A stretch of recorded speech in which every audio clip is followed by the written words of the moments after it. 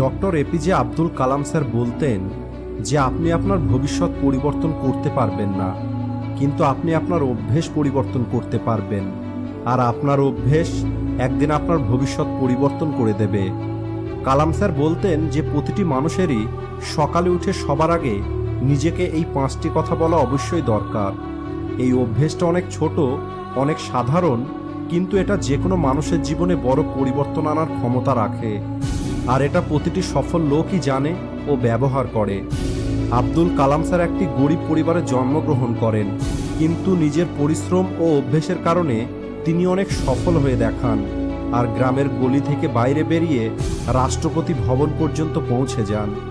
কালাম sir বলতেন, আমাদের সবার ঘুম থেকে উঠে নিজেকে এই 5টা কথা বলা অবশ্যই দরকার। প্রথম কথাটা হলো, আমি সবার থেকে ভালো। সকালে ঘুম থেকে উঠে একটি বড় লম্বা নিঃশ্বাস নিন আর নিজেকে বলুন, আমি সবার থেকে ভালো। আমার মতো এই পৃথিবীতে আর কেউ নেই। অনেক লোকের মনে হয়তো এখন প্রশ্ন আসছে যে আমি সবার থেকে ভালো কিভাবে হতে পারি। আমার চারপাশে এমন অনেক লোক আছে যারা আমার থেকে অনেক ভালো, তাদের সামনে তো আমি কিছুই না। তাহলে একটা কথা ভুলবেন না যে আপনার কাজ এর ওপরে নির্ভর করে যে আপনার চিন্তা কেমন। প্রতিটি দিন যা আপনি ভাববেন, একদিন আপনি তেমনই হয়ে যাবেন। রোজ আপনি নিজেকে যা বলবেন, যা শুনবেন আর যা চিন্তা করবেন, সেটাই আপনার সাবকনসিয়াস মাইন্ড বিশ্বাস করে নেবে। রোজ সকালে যখন আপনি নিজেকে বলবেন যে আমি সবার থেকে ভালো, তখন আপনি ভালো ফিল করবেন। আর যখন আপনার ফিলিংস ভালো হবে, তখন আপনার চিন্তা ভালো হবে। আর যখন আপনার চিন্তা ভালো হবে, তখন আপনার কাজ ভালো হবে। আর যখন আপনার কাজ ভালো হবে, তখন তার রেজাল্টও ভালো হবে।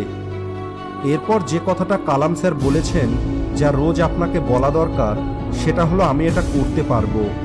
এই পৃথিবীতে প্রতিটি মানুষের জীবনেই বড় স্বপ্ন আছে, কিন্তু 90% লোক তারা তাদের স্বপ্ন পূরণ করতে অসফল হয়ে যায়।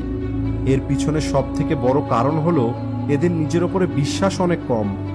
Dhirubhai Ambani, Ratan Tata, Bill Gates, Mark Zuckerberg বা অন্য যে কোনো সফল ব্যক্তিরা আপনার থেকে আলাদা নয়। আপনিও এদের মতোই, কারণ এরা অন্য কোনো গ্রহ থেকে আসেনি।